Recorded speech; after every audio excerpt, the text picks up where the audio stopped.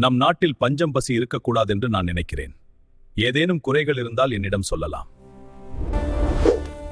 அரசே, நீங்கள் நினைப்பது போல் கிடையாது.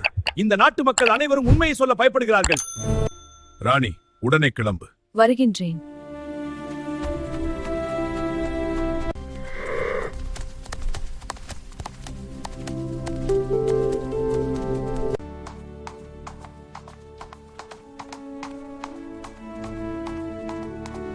நீ செல், நான் நகர்வலம் சென்று வருகிறேன்.